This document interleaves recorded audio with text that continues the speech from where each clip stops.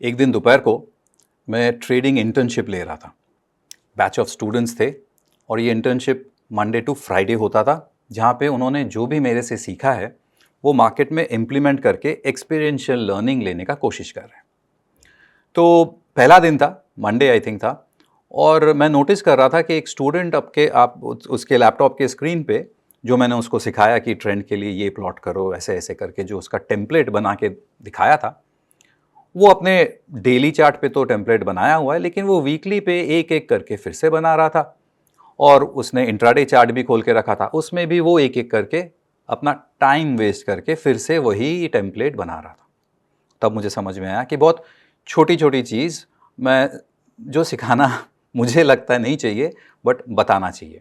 और इस वीडियो का टॉपिक ही एग्जैक्टली वही है कि अगर आप ट्रेडिंग व्यू यूज़ करते हो तो कैसे आपका जो इंडिकेटर का जो टेम्पलेट होता है वो कैसे बनाया जा सकता है। You can save it for your future charts also. चलिए देखते हैं।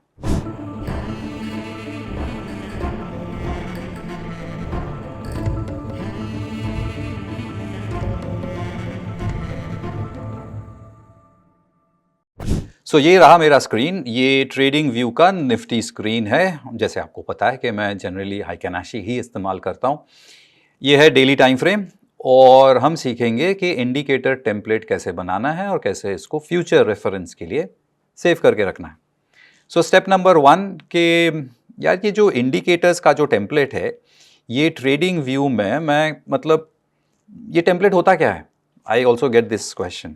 अब मैं इस वीडियो में अपना होमवर्क करके आया हूँ, और ये रहा मेरे नोट्स के दो चीज़ें कि यार व्हाट इज़ अ टेम्पलेट और what are the basic ingredients of template. अब टेम्पलेट होता है essentially your bouquet of indicators. जैसे आपने ईएमए डाल दिया, आरएसआई डाल दिया या मैगडी डाल दिया, और आप चाहते हो कि उनके पैरामीटर्स फिक्स्ड रहे, हर बार आपको ये फिर से डालना ना पड़े या चेंज ना करना पड़े। इसीलिए एक कॉम्बिनेशन बुके बना के मैंने सेव कर दिया, दैट इज़ अ टेम्पलेट। और दूसरा जो चीज़ है कि इस टेम्पलेट में जाता क्या है, अब जाएगा वही जो आपका ज़रूरत है। और यहाँ पे मैंने जानबूझ के एक वर्ड इस्तेमाल किया है, what are the basic ingredients, because ingredients आपको खाने का याद दिलाता है, पकाने का याद दिलाता है। और यहाँ पे भी हम लोग एक टेम्पलेट एसेंशियली पका रहे हैं। अब बेसिक, अगर आप इंडिकेटर बेस्ड चार्ट एनालिसिस करना चाहते हो तो जो बेसिक इंग्रेडिएंट्स मेरे जहन में आता है वो है ट्रेंड, और उसके लिए हम लोग एक्सपोनेंशियल मूविंग एवरेज यूज़ करेंगे। दूसरा आता है मोमेंटम, जिसके लिए हम लोग आराम से MACD यूज़ कर सकते हैं। MACD इनफैक्ट आपको पता होगा एक हाइब्रिड इंडिकेटर है, वो मोमेंटम का भी काम करता है और ट्रेंड का भी काम करता है।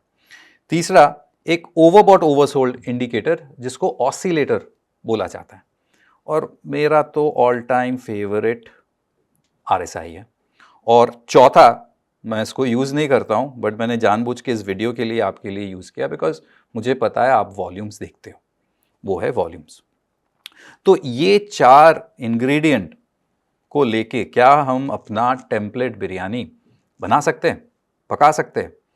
चलिए ट्रेडिंग व्यू के चार्ट पे जाके एक बार देखते हैं। ये आ गया मैं वापस अपने ट्रेडिंग व्यू का चार्ट, हाइकेनाशी पे है, और मेरा काम है ये 4 मसाला इस चार्ट पे ऐड करना। चलते हैं इस इंडिकेटर सेक्शन में और टाइप करते हैं EMA। आ जाएगा अपना मूविंग एवरेज एक्सपोनेंशियल, ये रहा, और इसको प्लॉट कर देते हैं। अब प्लॉट करते ही TradingView by default 9 period plot करेगा। 9 इज़ अ ब्यूटीफुल नंबर। अब ये ब्लू कलर में है, आज मेरा मन थोड़ा ब्राउन के तरफ है ऐसा लग रहा है, तो चलिए इसको मैं एक अर्थली कलर दे देता हूँ। ब्राउन तो यहाँ मुझे मिल नहीं रहा है, ज़्यादा टाइम वेस्ट ना करके इसको थोड़ा सा थिक कर देता हूँ। ये रहा EMA। अब आते हैं MACD, और ये रहा अपना मूविंग एवरेज कन्वर्जेंस डाइवर्जेंस। ठीक है, इसको प्लॉट कर देते हैं। ये अपना डिफ़ॉल्ट जेरल्ड एप्पल का बनाया हुआ 12-26-9 लेगा, वही लेगा ना, एक बार चेक कर लेता हूँ क्या मैं गलत तो नहीं। 12-26-9 EMA, और ये रहा EMAs के वो मैगडीज के हिस्टोग्राम्स। रहने दीजिए, यहाँ पे तो हम लोग एनालिसिस करना नहीं सीख रहे, इस वीडियो में हम लोग इंडिकेटर कैसे सेव करते हैं, इंडिकेटर का टेम्पलेट कैसे सेव करते हैं वो सीख रहे हैं। तीसरा क्या था? RSI, relative strength index. चलो आ जाओ। 14 पीरियड। क्या आपको पता है वेलेस वाइल्डर जूनियर ने 1978 में जब ये उन्होंने किताब लिखा था जिसमें उन्होंने RSI को इंट्रोड्यूस किया था, उन्होंने काफ़ी अपने बनाया हुआ इंडिकेटर्स का जो डिफ़ॉल्ट पैरामीटर हुआ करता है, उनको 14 उन्होंने सेलेक्ट किया था, चॉइस किया था। क्या आपको पता है क्यों? अब मुझे नहीं पता है, मुझे ऐसा लगता है कि उन्होंने क्या सोच रहे थे। मैंने कहीं पढ़ा नहीं है, मुझे लगता है, बट आपको क्या लगता है? Share your answer. Interesting. Why 14 days. और लास्टली जो हमारा लास्ट इंडिकेटर है वो है आपका वॉल्यूम। बहुत डिबेटेबल इंडिकेटर है ये वॉल्यूम।